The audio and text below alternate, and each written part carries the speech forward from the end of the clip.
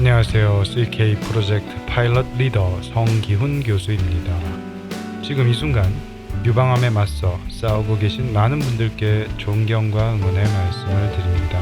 그런데 이 힘든 과정 속에서 지금 자신이 무슨 치료를 왜 받고 있는지, 또 앞으로 어떠한 치료가 남아 있는지 전혀 모르고 치료를 받고 계시는 분들을 많이 볼 수가 있었습니다.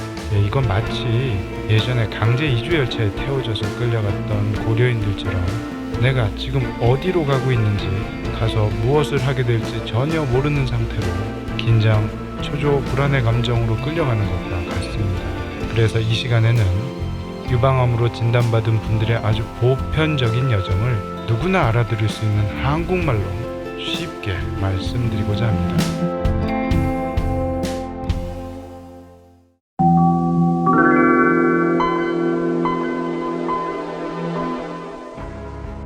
자, 여러분께서 숲속에 작은 집을 짓고 살고 있다고 가정합시다. 그런데 갑자기 불이 났습니다. 제일 먼저 무엇을 해야 될까요?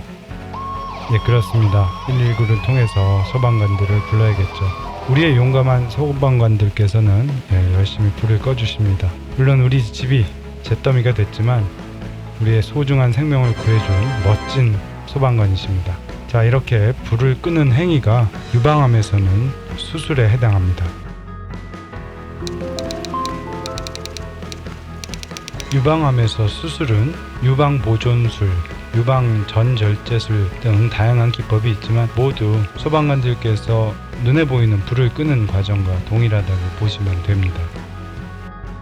유방암이란 불을 꺼주시는 우리 소방관들께서는요, 아주 용감하실 뿐만 아니라 풍부한 경험과 방대한 지식을 가지고 있어서 불이 났을 당시 불의 양상, 바람의 세기 등을 고려해서 그 불이 주변으로 번졌을 가능성을 파악할 수 있는 능력이 있습니다. 또한 이분들은 주변에 비를 내릴 수 있는 능력 또한 가지고 계십니다. 주변으로 퍼졌을 가능성이 높다고 판단이 됐을 경우에는 바로 먹구름을 몰려오게 해서 주변에 비를 쫙 뿌리게 되죠. 이것이 항암 화학 치료입니다.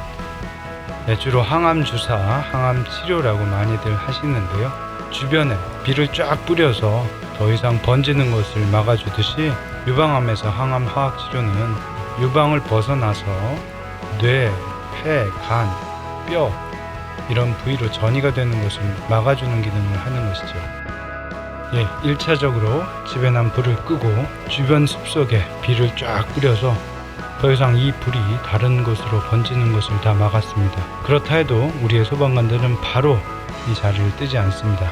왜냐하면 잿더미 안에는 언제든 다시 피어오를 수 있는 불씨가 남아있기 때문이죠. 이럴 때는 잿더미를 한 번 더 솎아주고 물도 한 번 더 뿌려주는 잔불 정리 작업이 필요하겠죠. 이러한 잔불 정리 작업이 끝나고 나서야 우리의 소방관들은 안도의 한숨을 쉴 수 있겠고, 그리고 나서야 우리가 구해낸 피해자와 함께 영웅적 포즈를 취할 수 있겠습니다. 이 마지막 과정이 바로 방사선 치료입니다. 수술의 종류에 따라서 생략도 가능하지만 전유방조사, 림프절 영역조사 등 다양한 잔불 정리의 과정이 필요합니다. 지금까지 수술, 항암화학치료, 방사선 치료라는 유방암이란 불을 끄는 과정에 대해서 알아봤습니다.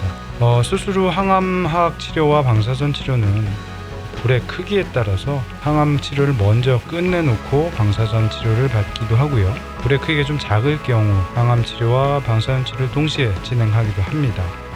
또한 한 가지 표적 치료 부분이 있는데요. 지금 이 시간에는 그냥 항암 치료처럼 전신에 비를 뿌려주는 것과 비슷하다고 생각하시고요. 차후에 호르몬 치료에 대해서 다룰 때 자세하게 알려드리도록 하겠습니다. 그런데 또 한 가지 특수한 경우를 한번 생각해보죠.